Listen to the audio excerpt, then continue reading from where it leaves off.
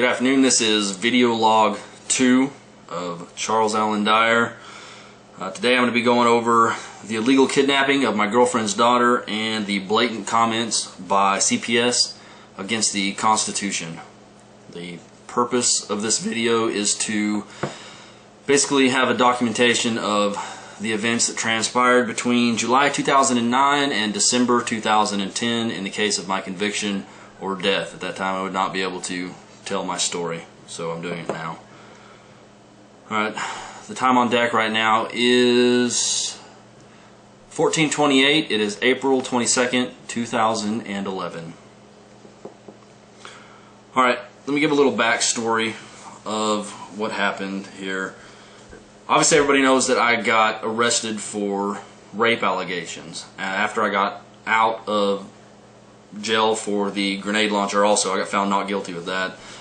I moved back in with my girlfriend, then CPS gave us trouble, so I never stayed the night with my girlfriend's daughter. However, because I refused to admit to being a child molester, about 6 months later they decided that it was time to take her, and they removed her, kidnapped her. I'll get into all the details about that. I've got court records here, taped interviews with DHS. I'll get all that out here. This may take well over an hour. I'm not sure how long it's going to be.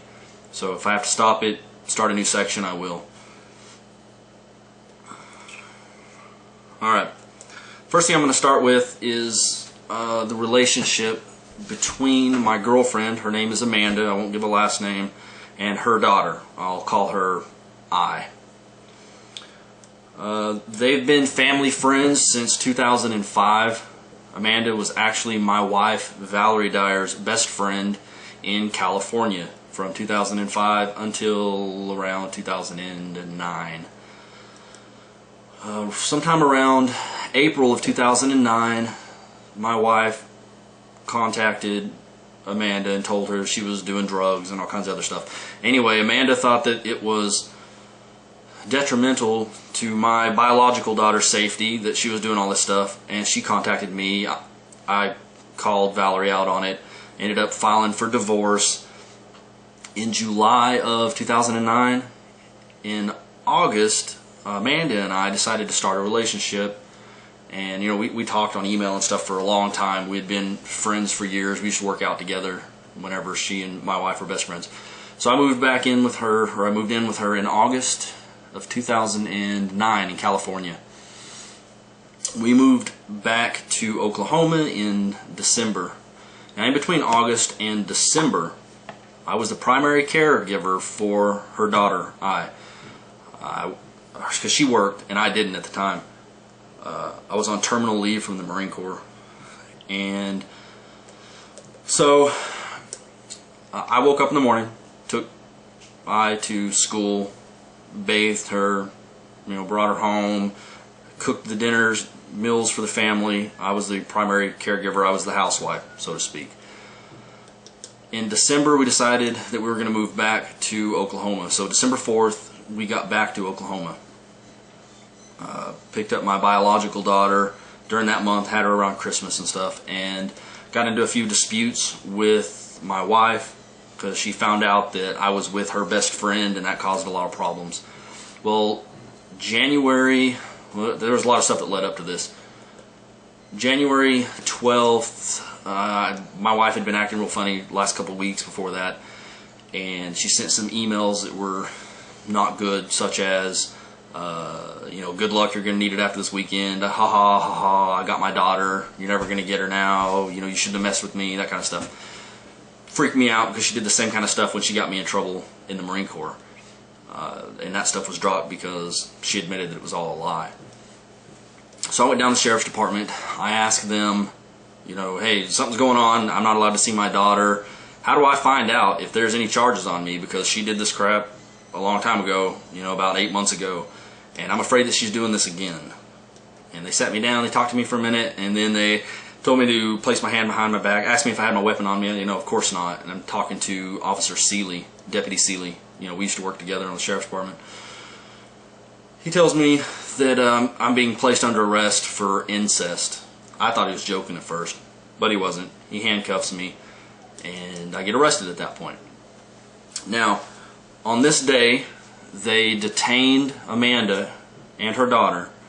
They detained Amanda for 8 hours that day and didn't ask her a single question, not one question about the dates in question of when I raped my daughter or when I did anything. Just they kept her so that they could do a video interview of her daughter, and I have that here.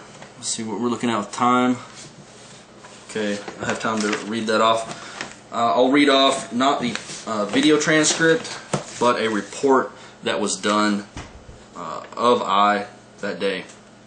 And I'll skim through here. Okay, they did, this is done by Abigail Wilson on January 12th, 9 p.m. at night, 2010. That was the night that I got arrested. Alright, worker did an interview on this day. Worker explained the rules of the interview with I and established that she knew the difference between a truth and a lie. I agreed to tell worker the truth. She appeared truthful and honest with her answers during the interview. She spoke about school and her friends to build rapport with I. Worker asked I if she could tell the worker where she lived. She stated where she lived and stuff. Asked who lived with her. She said that it was just me and her mom. She said she told the worker that she had a couple puppies.